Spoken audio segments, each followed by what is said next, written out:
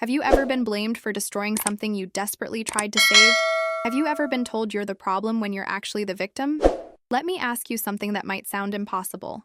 What would you do if your own family looked you in the eyes and said you were ruining everything, when the truth was that your sister had literally ruined your health, your finances, and nearly your entire future? That's exactly what happened to me. And today, I'm going to tell you the whole story, every painful detail, every heartbreaking moment, and every single decision that led me to do something my family said was unforgivable. I'm going to share with you the day I handed my parents a bill, an actual invoice, for what my sister's actions cost me. And I'm not talking just about money. I'm talking about my health, my peace of mind, my ability to live a normal life. But before I get to that moment, before I tell you about the look on their faces when they saw those numbers, I need to take you back to where it all started. Because this story didn't begin with a bill or a confrontation.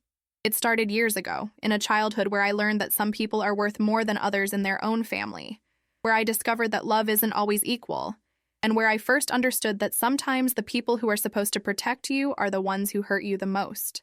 My name doesn't matter for this story, but what matters is that I was always the second child, the one who came after the golden girl, the one who would never quite measure up no matter what I did. My sister, let's call her Emma, was 3 years older than me, and from the moment I can remember, she was the sun and I was just a distant star nobody really noticed. Emma was beautiful, charismatic, talented, everything a parent could dream of. She played piano beautifully, got straight A's without even trying, had friends falling over themselves to be near her, and could light up a room just by walking into it. And me? I was just there. I was the quiet one, the one who tried hard but never seemed to shine quite bright enough. I remember being 7 years old, bringing home a report card with all A's except 1 B in mathematics, and my mother barely glancing at it before saying, "That's nice, honey," and then spending the next hour gushing over Emma's piano recital performance. I remember my father teaching Emma to ride a bike, running beside her, cheering her on, taking a million photos, and when it was my turn 2 years later, he was too busy with work and I learned by myself, falling and scraping my knees on the pavement with no one watching. These weren't isolated incidents. This was my entire childhood, a pattern so consistent, so deeply woven into the fabric of our family, that I didn't even realize it was wrong until much later. I thought that's just how families worked. I thought maybe Emma deserved more attention because she was more special, more talented, more worthy of love. But here's what I learned growing up in that shadow. You develop coping mechanisms. You learn to be invisible when being visible only brings comparison. You learn to celebrate your own small victories in silence, because sharing them just reminds everyone that you're not quite as good as your sister. You learn to swallow your needs, your desires, your pain, because there's always something more important happening with the golden child. I became an expert at reading rooms, at knowing when to speak and when to disappear, at managing my own emotions because nobody else was going to do it for me. I became self-sufficient out of necessity, not choice. And the crazy thing is, I didn't even hate Emma for it. How could I? She never asked to be put on that pedestal. She never deliberately tried to overshadow me. She was just being herself, living her life, and our parents decided that her life was more important, more interesting, more worth investing in than mine. Sometimes I'd catch her looking at me with something like pity or guilt, but we never talked about it. We had a relationship that was friendly on the surface but hollow underneath, like two people sharing a house but living in completely different worlds. She had her world of achievements and adoration, and I had my world of quiet survival and invisible struggles. The real problem started when I was 17 and Emma was 20. She had just finished her sophomore year of college, studying music performance at a prestigious university that cost my parents a fortune, and she came home for the summer with her new boyfriend and a lifestyle that should have raised some serious red flags. But my parents were so enamored with everything Emma did that they saw what they wanted to see: their successful, beautiful daughter living her best life. What they didn't see, or chose not to see, was that Emma had started partying hard, really hard. I noticed it immediately. The way she came home at strange hours, sometimes not until dawn. The way her eyes looked different, glassy and distant. The way she'd sleep until 3 in the afternoon and then be wired with energy all night. The way her mood would swing from euphoric to irritable to depressed within hours. The way she started losing weight rapidly, her cheekbones becoming too prominent, her collarbones jutting out like edges. I tried to talk to my parents about it. I remember sitting with my mother in the kitchen one afternoon, gathering all my courage and saying, "Mom, I'm worried about Emma. I think she might be using something, like drugs or something. Have you noticed how different she's acting?" And my mother, my own mother, looked at me with this expression of disappointment and said, "Why do you always have to create drama? Your sister is fine. She's just enjoying her youth and adjusting to college life. Not everyone can handle seeing someone else succeed, and I really hope you can work on that jealousy." Those words hit me like a physical blow. Jealousy. She thought I was jealous. She thought my genuine concern for my sister's well-being was just petty sibling rivalry. I felt something crack inside me that day, some fundamental belief that my parents would listen to me if something important was happening. That crack would eventually become a chasm, but I didn't give up. I watched Emma more closely, and what I saw terrified me. She was definitely using something, probably cocaine based on the symptoms, and she wasn't being careful about it. She'd leave traces of powder on the bathroom counter. She'd have these intense, rambling conversations with her boyfriend that made no sense. She'd go from being the life of the party to completely crashing, sleeping for 16 hours straight and waking up irritable and shaking. One night I heard her throwing up violently in the bathroom, and when I knocked on the door to ask if she was okay, she screamed at me to leave her alone, called me a nosy little bitch who needed to get my own life instead of obsessing over hers. That hurt, but I still cared about her. I still wanted to help. I tried talking to my father. I tried talking to my mother again. I even tried talking to Emma's boyfriend, thinking maybe he'd see reason. Nobody listened. Nobody wanted to acknowledge that their perfect Emma might have a problem. And then came the night that changed absolutely everything.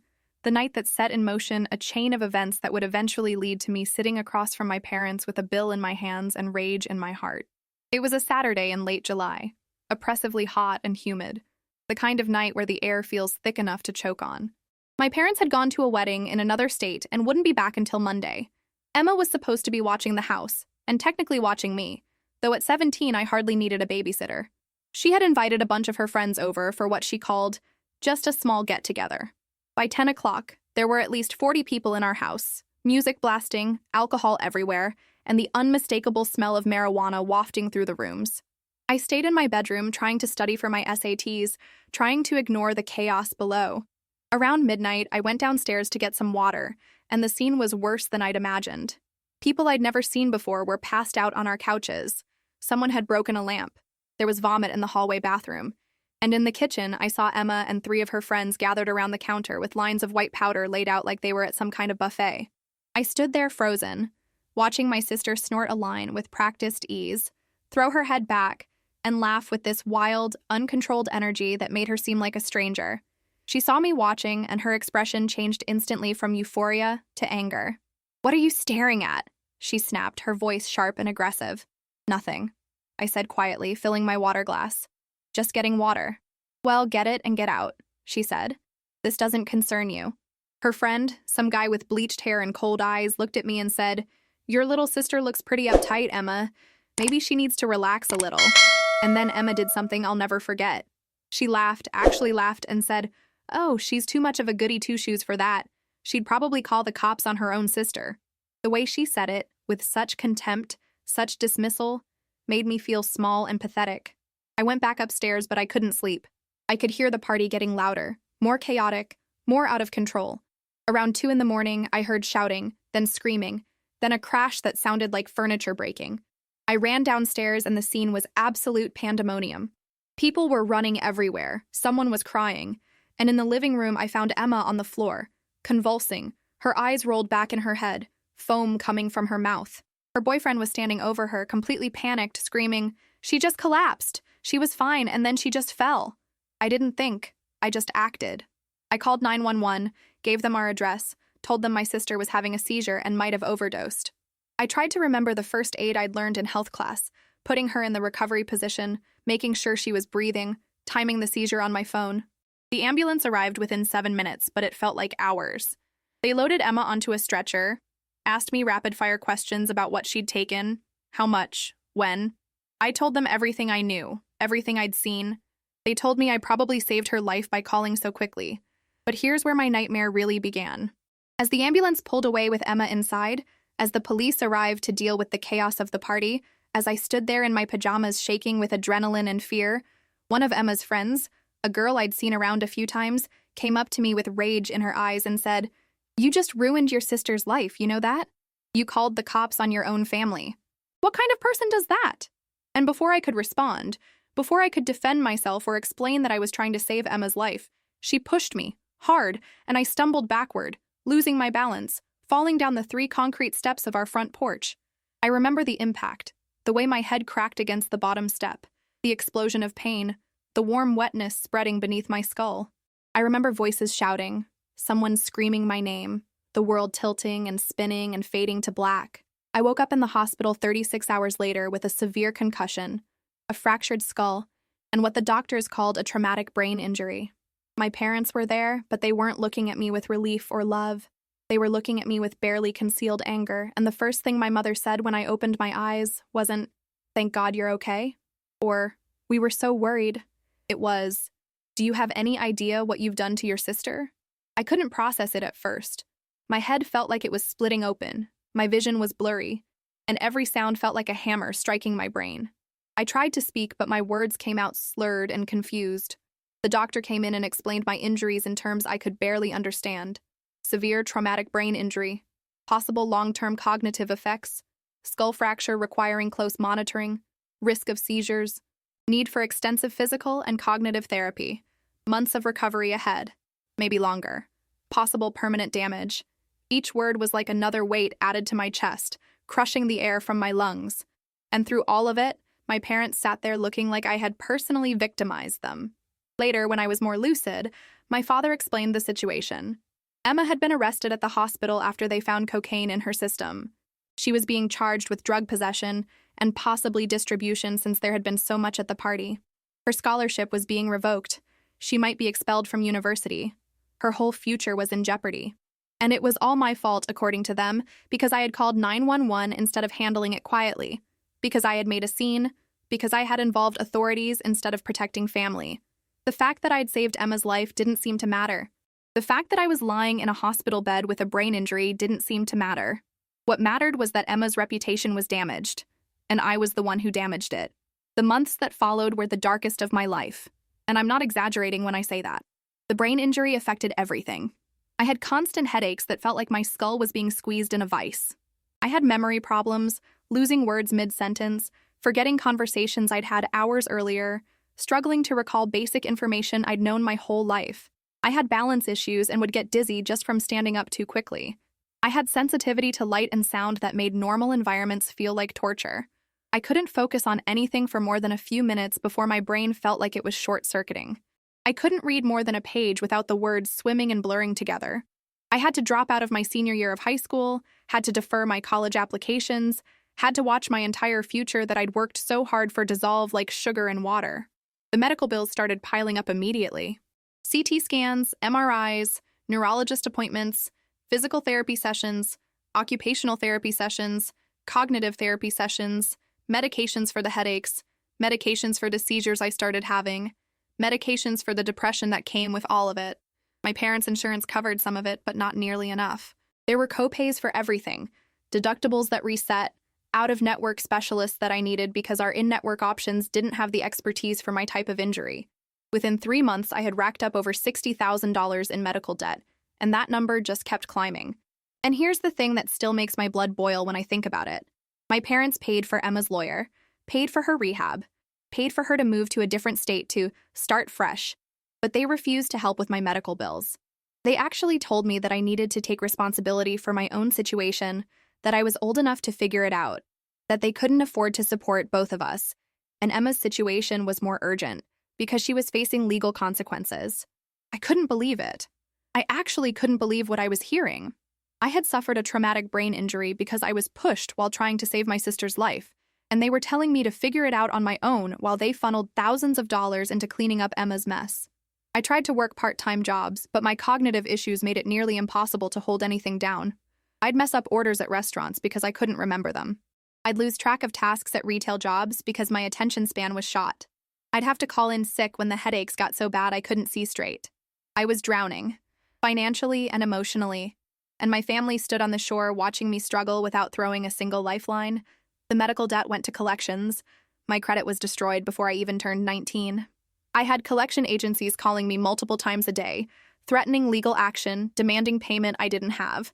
I had to declare bankruptcy before I was 20 years old. Bankruptcy. At 19. Because my sister's friend pushed me and gave me a brain injury, and my parents decided that wasn't their problem to help with. But Emma's drug problem, her legal fees, her rehab, her fresh start, that was worth every penny.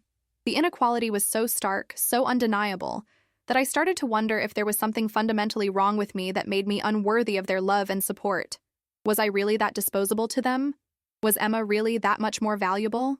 These questions haunted me during the long, painful nights when I couldn't sleep because of the headaches, when I lay in the dark wondering if my brain would ever work normally again, wondering if I'd ever have the future I'd dreamed of.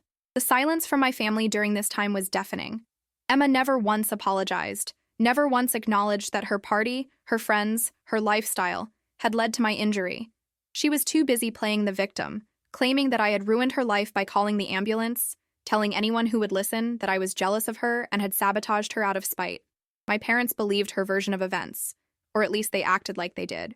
When I tried to talk to them about how much I was struggling, my mother would sigh and say things like, "We're all struggling right now," or, "This situation has been hard on everyone," completely dismissing the fact that I was the one with permanent brain damage. My father stopped talking to me almost entirely, communicating only through terse text messages when absolutely necessary. I felt like a ghost in my own family, invisible and irrelevant, my suffering somehow less important than Emma's wounded pride. I started seeing a therapist, not just for the cognitive issues, but for the emotional trauma of being abandoned by my own family when I needed them most. My therapist was the first person who validated my feelings, who told me that what my family was doing was called scapegoating, that they were blaming me for problems I didn't create to avoid confronting Emma's very real issues and their own parental failures. She helped me understand that my parents' inability to support me wasn't a reflection of my worth, but a reflection of their dysfunction. She helped me work through the grief of losing not just my health, but my illusions about my family. Have you ever had to grieve the family you thought you had? Have you ever had to accept that the people who raised you might not actually have your best interests at heart? Comment below if you've ever felt invisible in your own family. Through all of this, I was also dealing with the physical reality of recovery from a traumatic brain injury, and let me tell you, it's not like in the movies where someone wakes up from a coma and is basically fine after a few weeks. Brain injuries are insidious and unpredictable. Some days I'd wake up feeling almost normal, able to think clearly and function reasonably well, and I'd feel hope that maybe I was finally getting better. Then the next day I'd wake up unable to remember what year it was, struggling to form complete sentences, so dizzy I couldn't stand without holding on to furniture. The inconsistency was almost worse than if it had been constantly bad, because I never knew which version of myself I'd be dealing with on any given day. I had to learn coping strategies for everything. I kept detailed notes and reminders on my phone because I couldn't trust my memory. I wore sunglasses indoors because normal lighting triggered migraines. I had to limit my social interactions because processing conversations in group settings was overwhelming and exhausting. I had to give up so many things I loved. Reading for pleasure, watching movies, going to concerts, anything that involved sustained focus or sensory stimulation. My world became very small and very quiet, and in that small, quiet world, I had a lot of time to think about what had happened to me and who was responsible. The medical professionals were clear. My injuries were the direct result of being pushed down concrete steps. There was a police report documenting the incident. There were witnesses. The girl who pushed me had even admitted to it in a statement to the police, though she claimed it was an accident and she didn't mean for me to fall. But no charges were ever filed because my parents refused to pursue it. They said they didn't want to cause more problems for Emma's friend, didn't want to drag the family through more legal drama.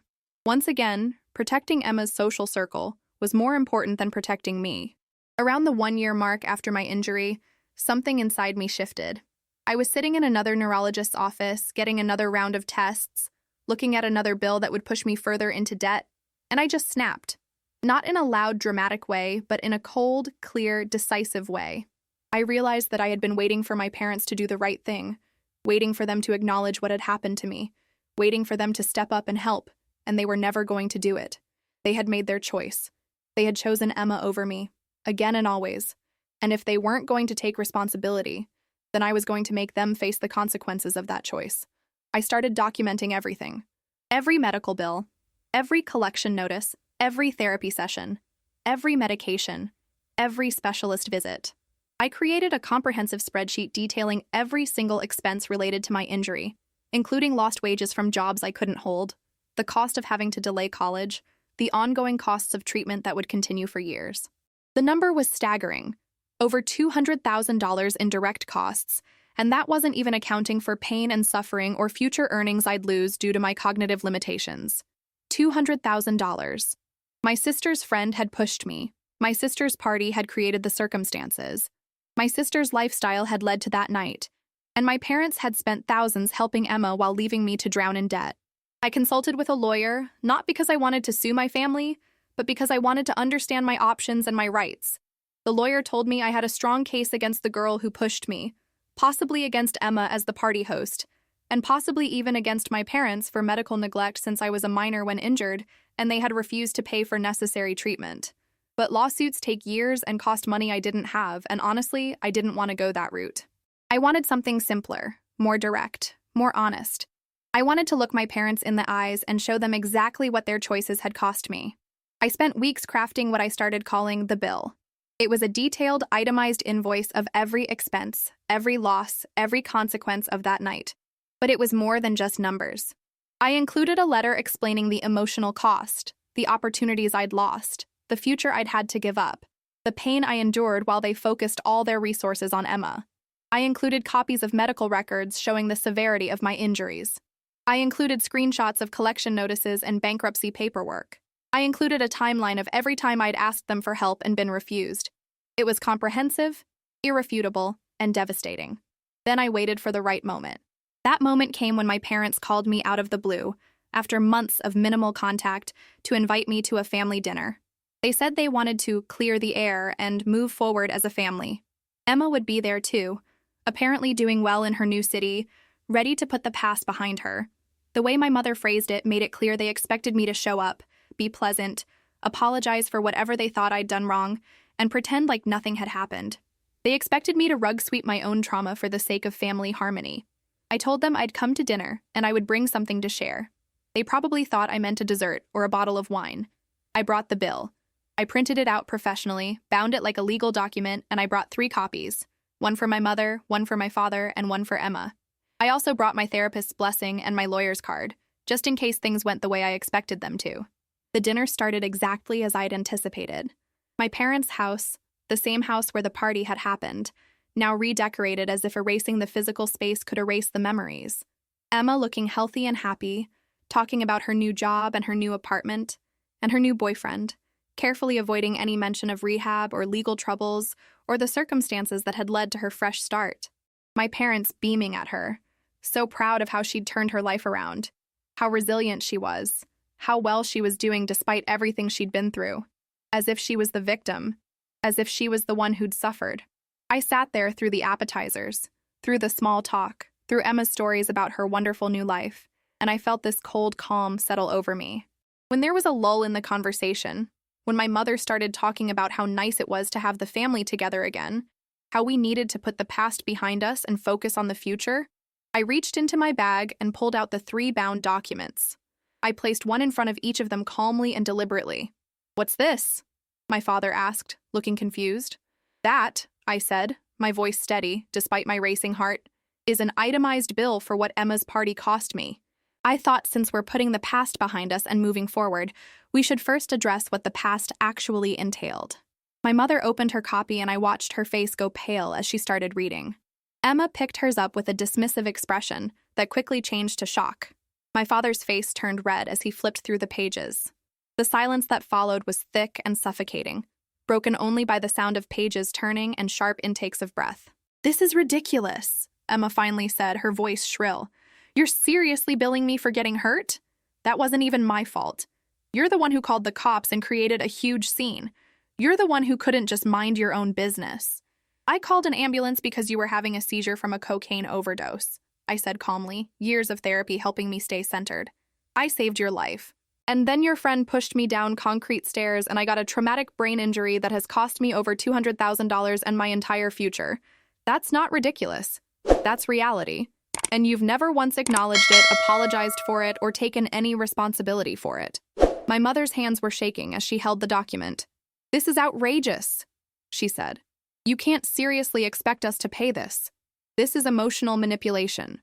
"No," I replied. Emotional manipulation is spending years telling me I'm the problem while refusing to acknowledge that your golden child's drug problem and reckless behavior led to me having permanent brain damage. Emotional manipulation is paying for Emma's lawyer and rehab and fresh start while telling me to figure out my own medical bills. This is just accountability. This is showing you in black and white what your choices have cost. The explosion that followed was exactly what I'd expected, but still hard to endure. My father started yelling about how ungrateful I was, how I was trying to destroy the family, how I'd always been jealous of Emma, and now I was using this situation to punish everyone. My mother started crying, saying I was being cruel, that they'd done their best, that I had no right to throw money in their faces like this. Emma called me a manipulative bitch who was trying to make everything about me, who couldn't handle the fact that she'd moved on and was successful while I was still playing the victim. Their words hurt, I won't lie about that, but they didn't cut as deep as they might have because I'd prepared for this. I'd known they wouldn't take accountability. I'd known they'd turn it around and make me the villain. That's what they'd always done. I'm not asking you to pay this, I said when they'd exhausted their initial outrage. I know you won't. You've made it clear where your priorities lie. I brought this to show you what you chose. Every time you sent money to Emma's lawyer or her rehab or her new apartment, you chose to let these bills pile up on me. Every time I asked for help and you refused, you chose Emma over my health and future. Every time you told me to stop making everything about me, you were really saying that my trauma wasn't as important as Emma's reputation. I wanted you to see that choice in concrete terms. I wanted you to understand what it actually cost me. I stood up, leaving my untouched dinner on the table. I also wanted you to know that I'm done. I'm done waiting for an apology that will never come. I'm done hoping you'll suddenly realize how badly you've failed me. I'm done pretending we're a normal, functional family. This dinner was supposed to be about clearing the air and moving forward? Fine. Consider this the clearing of the air. You are not good parents. You are not fair or loving or supportive. You are people who chose one child over another so completely and so consistently that you were willing to let me go bankrupt and suffer permanent disability, rather than acknowledge that your favorite might have done something wrong. That's who you are. And I'm moving forward by accepting that truth and building a life that doesn't include waiting for you to care about me. The silence that followed my words was absolute. My mother was openly sobbing. My father looked like he might have a stroke, his face purple with rage or shame. I couldn't tell which. Emma stared at me with pure hatred, and in that moment I saw clearly what I'd always known but never wanted to admit. She didn't love me. She never had. I was just an inconvenient supporting character in her story, and she resented me for daring to have my own narrative. I picked up my bag and walked toward the door. My father found his voice as I reached for the handle. "If you walk out that door," he said, his voice shaking, "you're no longer part of this family. Don't expect to come crawling back when you realize what you've done." I turned and looked at him, really looked at him, and felt a strange sort of peace wash over me. "I stopped being part of this family the night you chose to help Emma instead of me," I said. "I'm not losing anything by walking out this door that I haven't already lost. But you are. You're losing your chance to ever make this right. You're losing the daughter who would have forgiven you if you'd just shown the slightest bit of accountability. You're losing the person who loved you despite everything. That's on you, not me." And then I left. I walked out into the cool evening air and I felt lighter than I had in years. Not happy, not healed, but free. Free from the expectation that they would change. Free from the hope that they would see me. Free from the weight of trying to earn love from people who had decided I wasn't worth it. The days and weeks that followed were complicated. My parents tried calling a few times, leaving voicemails that ranged from angry to manipulative to vaguely apologetic, but they never actually apologized or acknowledged what they'd done. They just wanted me to take back what I'd said and return to the family dynamic where I was the problem and Emma was perfect. I blocked their numbers eventually. Emma sent me a long, nasty text calling me every name in the book and telling me I was dead to her. I blocked her too. Some of my extended family reached out, having heard their version of events. And when I explained my side, some of them understood and supported me, while others decided I was being dramatic. I learned who my real family was, and it wasn't the people who shared my blood. The interesting thing about creating that bill and presenting it to my family wasn't that I expected payment. I never did. It was about making the invisible visible, about putting a concrete number on what had been an abstract hurt. For years, I'd tried to explain how much their choices had damaged me, and they'd dismissed it as me being emotional or dramatic or jealous. But numbers don't lie. $200,000 plus the cost of a destroyed future doesn't lie. Medical records showing traumatic brain injury don't lie. Bankruptcy papers at 19 years old don't lie. I made them look at the evidence of their neglect. And even though they rejected it, even though they turned it around and blamed me, I knew the truth had been spoken. That knowledge became my foundation for rebuilding my life. Therapy helped enormously during this period. I worked through not just the trauma of my injury, but the deeper trauma of growing up as the less favored child, of being scapegoated, of having my reality consistently denied. I learned about narcissistic family dynamics, and suddenly my entire childhood made sense. Emma wasn't just the golden child by accident. My parents had needed someone to be perfect to reflect well on them, and they'd needed someone to be the problem to explain anything that went wrong. I'd been cast in the role of problem child not because of anything I'd done, but because the family system needed a scapegoat. Understanding this didn't erase the pain, but it helped me stop blaming myself. I started building a chosen family of friends who actually saw me and valued me. I found online communities of other people with traumatic brain injuries who understood the daily struggles in a way my bio family never would. I connected with other people who'd been scapegoated in their families and found immense healing in sharing our stories and validating each other's experiences. My recovery from the brain injury was slow and non-linear, but with proper treatment and support, I did improve. I'm never going to be exactly who I was before that night, and I've had to grieve the person I might have been, the life I might have lived if Emma's party hadn't happened. But I've also discovered strengths I didn't know I had. I've learned to advocate for myself fiercely. I've learned that I'm capable of surviving things I never thought I could survive. I've learned that sometimes the most loving thing you can do for yourself is walk away from people who hurt you, even if they're family. I eventually went back to school, taking just one class at a time, working within my cognitive limitations but refusing to give up on education entirely. It's taken me years longer than it should have, but I'm making progress on my degree. I found work that accommodates my needs. Freelance writing and editing where I can control my schedule and work in short bursts when my brain is functioning well. I'm not making a lot of money, but I'm surviving, and I'm doing it on my own terms without depending on family who proved they were unreliable. The medical debt still haunts me. I'm still dealing with collections and damaged credit. The bankruptcy will follow me for years, but I'm managing it, one day at a time, one bill at a time. And here's what I want you to understand about all of this. Standing up to my family wasn't about revenge. It wasn't about being vindictive or cruel. It was about speaking truth to power, about refusing to participate in a lie, about demanding acknowledgement of reality, even if that acknowledgement never comes. When people ask me if I regret presenting that bill, if I regret walking away from my family, I always say the same thing. I regret that it was necessary, but I don't regret doing it. I regret that my family is so dysfunctional that the only way to protect myself was to leave.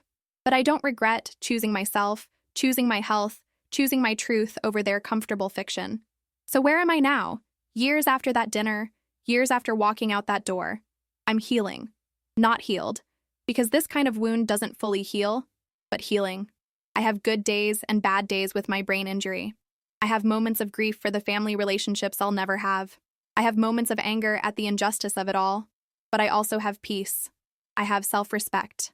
I have relationships with people who actually care about me. I have a life that's mine, not determined by someone else's expectations or dysfunction. I have the knowledge that when it mattered most, I stood up for myself even when it was terrifying and painful. That knowledge is worth more than any apology my parents might have given. Have you ever had to choose yourself over your family? Have you ever had to accept that the people who raised you might not have your best interests at heart? If you're going through something similar, I want you to know that you're not crazy. You're not being dramatic, and you deserve better. Your pain matters even if your family says it doesn't. Your truth is valid even if they refuse to acknowledge it. And sometimes the healthiest thing you can do is walk away. I know that's hard to hear. I know we're taught that family is everything, that blood is thicker than water, that you should forgive and forget and keep trying. But sometimes family is toxic, blood is just biology, and forgiveness without accountability is just enabling abuse to continue. You deserve to be seen, valued, and supported. If your family can't or won't do that, it's okay to build a new family with people who will. If this story resonated with you, if you've experienced anything similar, I want to hear about it in the comments. Tell me your story. Tell me how you handled family dysfunction or being the scapegoat or dealing with the aftermath of standing up for yourself. Your experiences matter, and sharing them helps all of us feel less alone in these struggles. And if you're sitting there thinking about a family member or situation where you've been hurt and dismissed, where you've been told you're the problem when you're actually the victim, I want you to really understand something crucial. You are not responsible for other people's dysfunction. You are not required to set yourself on fire to keep other people warm. You are allowed to demand accountability, to speak your truth, to protect yourself, even from family, especially from family if that's where the harm is coming from. Creating that bill and presenting it to my parents was one of the hardest things I've ever done, but also one of the most liberating. It was me saying, I see reality clearly, even if you don't. I know what happened, what it cost, and who's responsible. That clarity is powerful. That truth-telling is powerful. Even if they never acknowledge it, even if they continue to live in their delusion, where Emma is the victim and I'm the villain, I know the truth. My therapist, my doctors, my real friends, they all know the truth. And most importantly, I know the truth. No amount of gaslighting or denial can take that away from me. I want to end by saying that if you found value in hearing my story, if it helped you feel less alone, or gave you the courage to address your own family dysfunction, please leave a like on this video. It helps more people find these stories and realize they're not the only ones struggling with complicated, painful family dynamics. And please subscribe to Living Through It, because this channel is dedicated to sharing real stories from real people about the hardest moments of their lives. We don't sugarcoat, we don't pretend everything is fine when it's not. And we create a space where truth and healing are more important than comfortable lies. Hit that subscribe button and turn on notifications so you never miss a story that might speak to your experience or help you understand someone else's. Share this video with anyone you think might need to hear it, anyone who's struggling with family issues or feeling alone in their pain. And most importantly, comment below and let me know. What would you have done in my situation? Have you ever had to present your family with the hard truth about how they've hurt you? What happened? I read every comment, and I want this to be a community where we support each other through these difficult realities. Remember, you deserve to be healthy, happy, and valued. You deserve relationships that build you up instead of tearing you down. You deserve your truth to be acknowledged. And if you're not getting that from your family of origin, it's okay to create your own family, your own support system, your own life that doesn't include people who refuse to see you. Thank you for watching. Thank you for listening. And thank you for being part of this community where we can live through these hard things together.